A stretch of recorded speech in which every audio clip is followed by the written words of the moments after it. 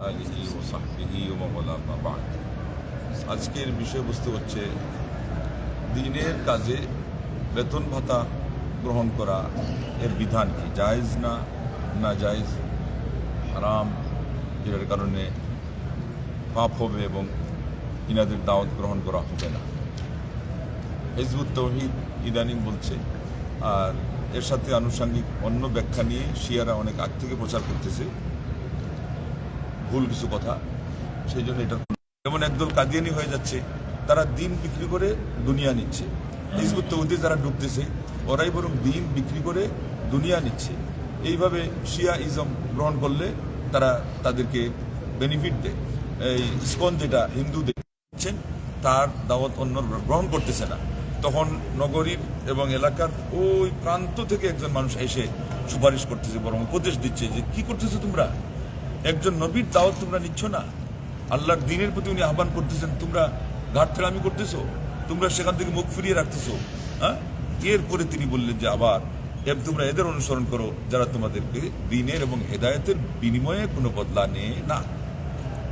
দিন যে তোমাদেরকে দিল, আমি তোমাদেরকে ইসলাম দিলাম তো আমাকে এত কিছু দাও, এটা একটা আলাদা বিষয়। পুরা দিন বিক্রি করা যাকে বলা, হেদায়েত যাকে বলা। আর আরেকজন সময় দিয়ে একটা কাজ করতেছে, ইমামতি, মুয়াজ্জিনগিরি, কোরআনের তালিম, ওয়াজ নসিহত, দিনী প্রতিষ্ঠান চালানোর সময় এগুলোর যেগুলো প্রোগ্রাম মিলে ঠিকই, কিন্তু হুবহু বিষয়টাই এটা অন্য। এটা আপনি দিবেন কত, আর ওখানে হলো পুরা দিন বিক্রি করা, ওটা বোঝানো হচ্ছে। তাইলে কোরআনের তাফসিরের আগে মূল ভাবটা বুঝতে হবে, এরপরে যেটা এর ভিতরে আসে সেটারও আলোকে বেতন নেওয়া যাবে কি যাবে না সেটা ইসলামী বিশেষজ্ঞদের ব্যাখ্যা অনুযায়ী এটা নিতে হবে। ইসলামী পরিভাষায় একটা হলো এই যে এটা শুনলেন যে পুরা বিক্রি করে, আরেকটা হলো ওইটাকে আবার বদলাও বলা হয়। ওইটাই আল্লাহ কোরআনে বলছেন যে ওয়ালা তাশতারু বিআয়াতি সামানান কালিলা, যে আমার আয়াতগুলোকে সামান্য মূল্যের বিনিময়ে তোমরা বিক্রি করে দিও না, যে আমি আপনাকে কোরআনের দুটো আয়াত দিলাম, আপনি আমাকে এই জিনিসটা দেবেন। এটা হলো তাশতারু, হেদায়েতের পরিবর্তে নিও না, দিনের পরিবর্তে বিক্রি করে নিও না।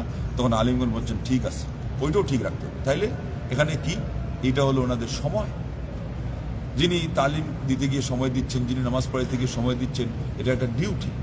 ইমাম ফাসলাইয়া বিভিন্নভাবে বলতেছে, ইমামতি করলে তোমাকে এই বিল ওই বিল বাড়ি দিয়ে দিব, এই কর্ম সেই কর্ম দিয়ে তারা ওদেরকে আগ্রহ যোগাচ্ছে, কারণ ওখানে তো লোকের অত প্রয়োজন নেই। দেখছেন, এটা তাদের আলিমদের যে কনসেপ্টটা, আলিমদের যে ধারণাটা সঠিক হইল কিনা, যে দিনের কাজে যদি কিছু লোককে বেতন ভাতা দিয়ে না রাখা হয় তাহলে মসজিদ চলবে না, মসজিদের সিস্টেম চলবে না। আল্লাহু আকবার। তাহলে আলিমগণ বলছেন ওইটা হলো ওনার সময়ের বিনিময়, সময় দিচ্ছে, শ্রম, এটা তো এবাদত, এটা ওনার এবাদত করাই লাগবে। যেহেতু এবাদত মাহদা, যেটা আল্লাহর উদ্দেশ্যে এবাদত, এটা তাকেই করতে হবে, তার গরজে করতে হবে, এটার কোনো বদলা নেওয়া যাবে না। তাইলে একটা হলো কোরআন হাদিস দিন, আরেকটা এখানে আসলো ইমামতি এবং মুয়াজ্জিনগিরি, এটা হলো এবাদত। এই দুইটা জিনিসই এমন যেটা বিক্রি করাও চলে না, হুবহু এটার কোনো বদলা নেওয়াও চলে না। তাইলে এই যে বেতনটা, এটা কিসের উপরে আসবে? তাইলে দুইটা দিক আলিমরা ঠিক করছেন। একটা হলো তার সময়, এটা নিয়ে সে এখন বিজি থাকতেছে, এর বিপরীতে তাকে যদি ইনকামে আমরা পাঠাই দেই তাইলে এখানে এই দায়িত্ব পালন করা হবে না। দ্বিতীয় হলো ওনারা বলছেন এটা হলো এটার বদলা নয়, বরং এটা হলো আপনার তাকে মানে যাতে করে তিনি এটার জন্য সময় দিতে পারেন, এই জন্যে তার সংসার চালানোর বিকল্প, আমরা সংসার চালানোর বিকল্প ব্যবস্থা করলে তিনি তখন এই কাজের মধ্যে নিয়োজিত থাকতে পারবেন। ঘুরে ফিরে এটা ওই একটার দিকেই প্রায় আসে। তো মোট কথা এটা হলো আপনার কোরআন হাদিসের কোনো বদলা নয়, এবং মানুষের চাহিদা, যে বেচারা ইমামতি করে, যে বেচারা মুয়াজ্জিনগিরি করে, যিনি শিক্ষকতা করেন, তারও তো সংসার আছে, অথবা তার নিজের 3.5 হাত বডি, এটার জন্য তো খরচ আছে। তো এইটা তারা ব্যাখ্যা দিয়ে শেষ পর্যন্ত এটা দায়িত্ব আরোপ করছেন কার উপরে, মূলত বাইতুল মালের উপরে, কোষাগার, সরকারি যেটা হলো কোষাগার, সেখান থেকে এটা দেওয়া হবে যখন ইসলামী রাষ্ট্র থাকবে। এবং আমরা জানি যে খলিফাদেরও এইভাবে করে দেওয়া হয়েছে, আবু বকর সিদ্দিক থেকে শুরু হয়ে গেছে। এই জন্যে এটা ইজমা হয়ে গেছে, সাহাবাদের ইজমা, তাবিঈদের ইজমা, পরবর্তী আহলুস সুন্নাহ ওয়াল জামাতে হকপন্থী সমস্ত আলিমদের ইজমা। আর ইজমা এমন একটা দলিল ইসলামের মধ্যে যেটা অকাট্য হওয়ার দিক থেকে কোরআন হাদিস এর দলিল থেকেও এটা হলো সুস্পষ্ট। কোরআন হাদিসে পাওয়ার বেশি, ব্যাপক কথা আছে, এই জন্য সুস্পষ্ট অনেক জিনিস সেখান থেকে পাওয়া যায় না। কিন্তু ইজমা দিয়ে যখন সিদ্ধান্ত নেওয়া হয় তখন সুস্পষ্ট হওয়ার দিক থেকে এটা সবচেয়ে শক্তিশালী, কারণ এখানে আর কোনো ফাঁকফুকর নাই। কিন্তু কাদের জন্য নাই? যারা ইজমাকে মানে। তো যারা হকপন্থী মুসলমান তারা মুসলিম উম্মার ইজমা মানে। ইজমার দলিল কোরআনে আসে একাধিক জায়গায়, ওমা ইউশাকির রাসূলা মিন বাদি মা তাবায়্যানা লাহুল হুদা ওয়া ইয়াত্তাবি গায়রা সাবিলিল মুমিনিন। এই আয়াত থেকে ইমাম শাফিঈ রাহিমাহুল্লাহ ইজমার দলিল নিয়েছেন। আল্লাহু আকবার। এবং আল্লাহ বলছেন ফাইন আমানু বিমিসলি মা আমানতুম বিহি ফাকাদ ইহতাদাও। সাহাবায়ে কিরামদেরকে, তাদের সমষ্টিকে আল্লাহ রাব্বুল আলামিন উম্মতের যারা উল্লেখযোগ্য মুজতাহিদ উলামা, আল্লাহু আকবার, যারা কোরআন সুন্নাহ থেকে দলিল গ্রহণ করবে যে এই আয়াত দিয়ে এটা বুঝায়, এই হাদিস দিয়ে এটা বুঝায়, ওই সমস্ত মুজতাহিদ ওলামারা যারা যোগ্যতা সম্পন্ন, তারা যখন একটা বিষয় একমত হয়ে যাবেন, ওটা অকাট্য দলিল। এবং এটা অকাট্য হওয়ার দিক থেকে কোরআন হাদিসের দলিল, ওটা কথা বুঝেন, পার্থক্য বুঝেন। কোরআন হাদিস থেকে শক্তিশালী না, কোরআন হাদিসের দলিল থেকে এটা শক্তিশালী। কোরআন হাদিসের দলিলের মধ্যে যে দ্ব্যর্থহীনতা, ওইটার তুলনায় ইজমার মধ্যে ওটা হলো শক্তিশালী। কেননা ইজমার মধ্যে এসে এখানে আর কোনো ব্যাখ্যার সুযোগ নেই যে এটা এই আয়াতের ব্যাখ্যা, এটা আমি বললাম এটা, উনি বলবো এটা। এই জন্য তো কোরআনের তাফসিরের ব্যাখ্যার মধ্যে শত শত কথা। কেন? ওখানে দ্ব্যর্থহীনতা নাই, দ্ব্যর্থবোধক অনেক কথা আছে। আল্লাহর কথা পড়ো না, কিন্তু ইজমা যখন বলা হবে এটা হলো ছিপিয়ে দেওয়া বলে দেওয়া হয়েছে। এই জন্য দ্ব্যর্থহীনতার দিক থেকে, অকাট্য হওয়ার দিক থেকে ইজমা হলো শক্তিশালী। বলেন আল্লাহ। তাইলে বেতন এবং ভাতা এটার উপরে কি আছে? কোরআন সুন্নাহর যে দলিল আমরা পাইলাম, কোরআন তো পাইলাম বিপরীতে, কিন্তু হাদিস আবার ওই ঝাড়ফুঁকের মাধ্যমে সূরা ফাতিহার পক্ষে এসে গেল। আবার ইজমায়ে উম্মতটা এখানে কাজ করতেছে। এই জন্য এটা হলো আমাদের এই দিক থেকে সবচেয়ে বড় আপনার ভিত্তি। বলেন আলহামদুলিল্লাহ। এবং সেখান থেকে বাইতুল মাল থেকে আপনার ভাতাও সাব্যস্ত আছে, বেতনও সাব্যস্ত আছে। পরবর্তীতে মুজতাহিদগণ, ইমাম সাহেবদের মুজতাহিদ, তারপরে মুয়াজ্জিনদের, মুআল্লিমদের, তারা এটার উপর একমত হয়েছেন। আরেকটা হলো জুআলা বলা হয়, জুআলা। ওইটাকে আজকালকার পরিভাষায় বলবো, আমরা বলতেছি ভাতা, মুকাফা, আরবিতে বলে মুকাফা। তো এটাও কিন্তু একটা শরঈ পরিভাষা। আলিমগণ এটা নিয়ে গবেষণা করেছেন এবং বলেছেন যে এককালীন কিছু দেওয়া যায়। এই জন্য অনেক সময় দিনের কাজের জন্য আরেকটা মাসালা আসছে। ইজমালিভাবে কেউ কোনো দিনের কাজ করলো, উনি ওই আল্লাহকে ভয় করে বললে যে কোনো চুক্তিতে আসবো না, অথচ চুক্তি জায়েজ আছে, চুক্তি জায়েজ না থাকলে ঠকে দেবো। এবং আরেকজন আছে হাফিজুল কোরআন, তারাবি পড়াবে এখানে, সে হয়তো আপনার এখানে যদি কিছু না পায় তাইলে পরে আরেক জায়গায় তার ব্যবস্থা হইতো। আপনি তারা একেবারে সওয়াবের নিয়ত করে এরপরে রমজান মাস শেষ হওয়ার পরে বাড়িতে পাঠিয়ে দিলেন সুজা খালি। তো এই জন্য এখানে যদি চুক্তি করা হয়, আলিমগণ বলছেন কি আছে, জায়েজ আছে। এবং আমাদের দেশেও কত ঘটনা ঘটেছে যে বক্তা সাহেবের পথ খরচ ছিল 5,000, ওনাকে হাদিয়ে দিছে, খুব খুশি হয়ে সম্মানী খামের ভিতরে ঢুকে দিছে, এখানে আসছে 4,000। তাইলে পুরো 1,000 ওনার কি, ওনার পকেট থেকে ভরতে হবে। কারণ উনি যদি এরকম হইতেন যে তার পোষায়, তাহলে তো 4,000ই নিতেন না। কিন্তু উনি তো এরকম না, বেশিরভাগ তার ওই 5,000 যে আছে ওইটা তো গেল। এমন যদি আপনি কিছু সম্মানী অন্তত 1,000 না দেন, তাহলে তার লস। এরপরে আস্তে করে তার মানসিকভাবে হিম্মত হারাবে, এরপরে বলবে যে না, আমার সমস্যা আছে, আমি ওয়াজ টাজ করি না, আমি এখন অন্য কাজ করি। এই জন্য অনেক বক্তাকেও দেখা গেছে যে বক্তব্য দিয়ে বাদ দিয়ে এখন আম বাগান করতেছে আর এটা সেটা করতেছে। এগুলোর মূল কারণ কিন্তু একটা লুকিয়ে থাকা, এইটাও একটা কারণ যে এই ওয়াজ মাহফিলের আয়োজকরা এইরকম যে সারা পৃথিবী আমার আয়াত, আমার দিনের মোকাবেলায় এটা সামানুন খালি, সামান্য মূল্য। তাইলে এই জিনিসগুলোর উপর এটা হিট করে এই দিক থেকে, কারণ কোরআনের ব্যাখ্যা ব্যাপক না। এই দেন একটু আগে যে ব্যাখ্যা কি শুনলেন যে এটার সাথে সরাসরি সম্পৃক্ত না, এখন আবার আরেক দিক থেকে এসে কি হইলে সম্পৃক্ত হয়ে গেল। নবী সাল্লাল্লাহু আলাইহি ওয়াসাল্লামের কথা হলো ব্যাপক, আর আলিম উলামাদের কথাও ব্যাপক আছে। কিন্তু ইজমা যদি হয়ে যায় তাহলে ওটার মধ্যে ব্যাপকতা থাকে না, ওইটা একেবারে কি হয়ে যায়, চূড়ান্ত হয়ে যায়। তো এইভাবে করে শেষের দিকে এসে তারা বলছেন যে যদি চুক্তি থেকে আবদ্ধ নাও হয়, কত দেওয়া হবে না দেওয়া হবে, এরপরে কেউ কিছু তাকে সম্মানী দিয়ে দিল, এটাও জায়েজ আছে। তাহলে চুক্তি করে নেওয়া জায়েজ আছে, শর্ত হলো যে এখানে পেশা বানাইয়া ওই যে 50,000-এর যে কাহিনী শুনলেন ওই রকম করা হবে না। আপনি পরিস্থিতি অনুযায়ী আপনার এখানে কিছু কাজ বাদ যাবে, তারপরে আপনার সংসারের কিছু খরচের প্রসঙ্গ আছে, আপনি থাকলে যেটা লাগতো না, সফরে গেলে যেটা অতিরিক্ত হচ্ছে, এইসব মিলে আপনি কিছু করতেই পারেন। আর আরেকটা হলো যে চুক্তি হবে না কিন্তু এরপরও দেওয়া যাবে, তারা দিতে পারে, এটা জায়েজ আছে দিনের কাজের উপরে। এইভাবে করে আলিমগণ আমাদেরকে এই সমাধান দিয়েছেন। যদি এই সমাধান না দিতেন, সোজা কথা, আজকে হয়তো আমরা এই মসজিদেই এখানে বসতে পারতাম, এখানেই হয়তো এরকম নামাজের ব্যবস্থা থাকতো না। আমাদের দেশে আজকে কত মসজিদ আপনারা দেখতে পাচ্ছেন, আলহামদুলিল্লাহ। এমনকি কেউ কেউ এমনও আছে যে ওনারা টার্গেট করেই করে, ওইটা তো ভুল আছে, নিয়তের মধ্যে ভুল, যে আমার জীবনে আর কিছু নাই যখন, তো একটা মসজিদ তৈরি করে এলেই এরপরে আমি ইমাম হবো, আমার একটা কিছু ব্যবস্থা হবে, ওই জায়গাতে নিয়তের আমরা বলবো গোলমাল আছে। নিয়ত উনি খাটিয়ে রেখে আল্লাহর একটা ঘর আমি তুলি, এরপরে যা হয় হবে দেখা যাক। তা এটা হতে পারে। আল্লাহ আমাদেরকে হেদায়েত করুন, আমাদেরকে বুঝদান করুন, আল্লাহ মা। তো হিজবুত তাওহীদ বিভ্রান্ত করতেছে। আজকে আমার হোয়াটসঅ্যাপে প্রশ্ন আসছে, এই জন্য এই বিষয়টা নিলাম। এইভাবে বলতেছে তোমরা খালি বলো যে ইসলাম মানো ইসলাম মানো, তো তোমাদের তো এই সংসার নিয়ে খুব চিন্তা, তোমাদের এইটা সেটা। আমি বললাম যে এটা তো আরেকটা বিপদ। কয় যে তো আল্লাহ নবীর যুগে, সাহাবাদের যুগে তো আল্লাহ নবী সেরকম কোনো টাকাটা জমা রাখতেন না, দেখছেন ব্যবস্থা। আমি বললাম এটা তো ফিতনাবাজ। সাহাবাদের মধ্যে একজন ছিলেন আবু যর গিফারি। আবু যর গিফারিকে বলাই হইতো যে উনি সংসার ত্যাগী। রবাজ বলতে একটা পরিত্যক্ত জায়গায় উনি থাকতেন, একেবারে একা।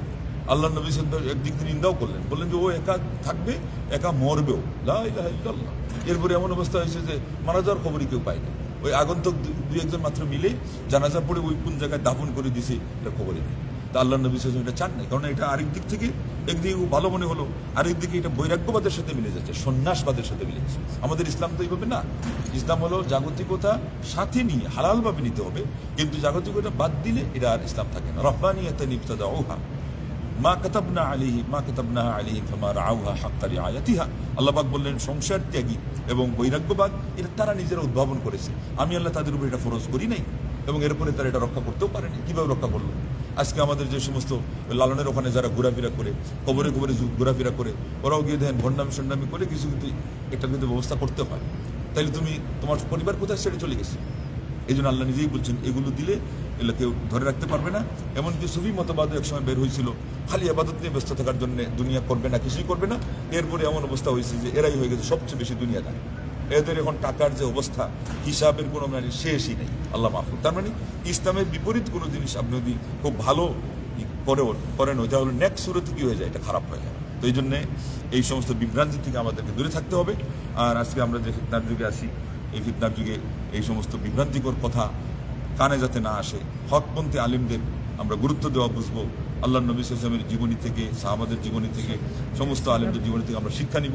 আজকে আমরা হয়তো দুইটা ঘটনা বলবো। ইমাম আলবানী রাহিমাহুল্লাহ, তাকে নিয়ে অনেকে কটূক্তি করে, মানে ক্রিটিসাইজ করে অন্য লাইনের আলিমরা। উনি মসজিদে ঢুকার পরে শুনছেন মুয়াজ্জিন বলতেছে আল্লাহু আকবার, আল্লাহু আকবার। তো উনি বলছে যে না, আল্লাহু আকবার, আল্লাহু আকবার, মানে মিলাই পড়তে গেলে। তো আরেকজন উনিও আলেম সিরিয়ার, ওনাকে নিয়ে কীভাবে ক্রিটিসাইজ করতেছে, বলতেছে যে কেন আল্লাহু আকবার, অথচ গ্রামার ঠিকভাবে আল্লাহু আকবার আল্লাহু আকবার ভুল। অথচ উনি আলেম হয়ে ইনি যে সঠিকভাবে একজন মানুষকে দিক নির্দেশনা দিচ্ছে, ওটা সহ্য না। তারপরে উনি বলছে মুসলিম শরীফে আছে, মুসলিম শরীফে তো এইভাবে আছে যে মিলাইয়ে পড়লাম। মিলাই পড়তে গেলে তো আল্লাহু আকবার আল্লাহু আকবার হবে, আর থামতে গেলে আল আযানু জাযবুন বলে একটা হাদিস আছে, হাদিস যাই। এখন ওই আলেমটা কত বড় শয়তান জানেন? ওনাকে বলতেছে কি যে আলবানী রাহিমাহুল্লাহর ধমনীতে শিরা উপশিরায় দাওয়াত এইভাবেই চলমান, প্রবাহমান, যে উনি এখন মারা যাবেন বা বাঁচবেন, গাড়ি উল্টে গেছে, কিভাবে বাকি রাস্তা অতিক্রম করবেন? কে ভুল বলে ফেলছে, সাত্তার আমাদের সমাজে অনেকে ওটাই চিনে, আগে থেকে পরিচিত।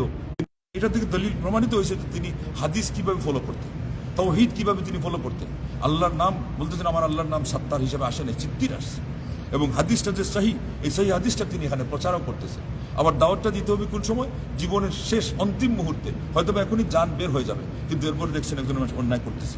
এইভাবে হয়তো এই ঘটনাতে অথবা আরেকটা ঘটনাতে ঘটছে, অ্যাক্সিডেন্ট হয়ে গেছে, গাড়ি উল্টেই গেছে। এরপরে তিনি দেখছেন সামনে একটা লোকের কাপড় টাকরার নিচে ঝুলন্ত, উনি বলতেছেন ইরফা ইজারা, আল্লাহু আকবার, ইরফা ইজারা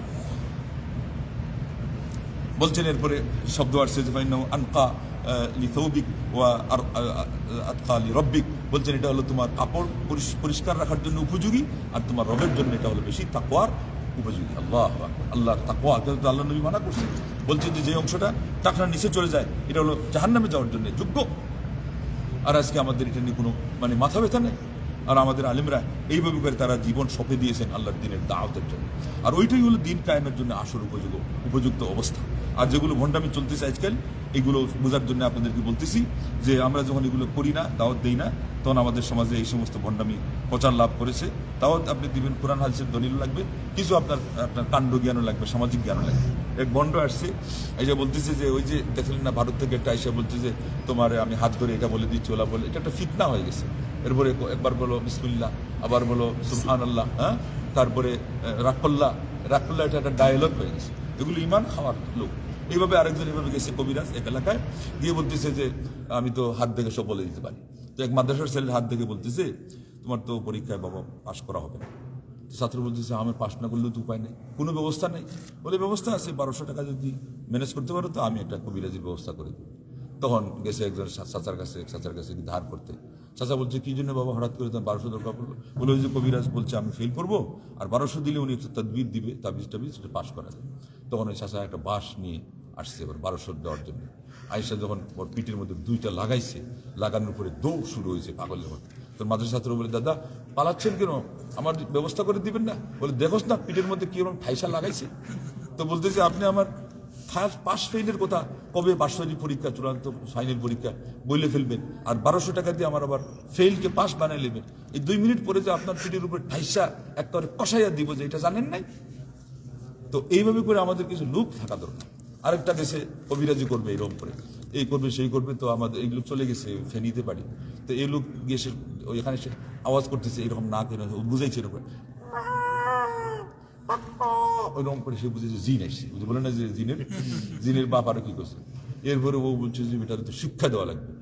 ও তখন দরজার থেকে বের হয়ে পিছন থেকে গিয়ে দইরা গলার মধ্যে এমনভাবে ধরছে যে আজকে একেবারে জিনের বাপ না, আজকে একেবারে মানবের তোরে বানায় ছাড়বো, গোলাম বানায় মাইরালাম একেবারে। এরপরে এত জোরে ধরছে, চাপ দিয়ে কয়ে, যা জীবনে আমি আর করতে না, তোবা করলাম আমার মাফ।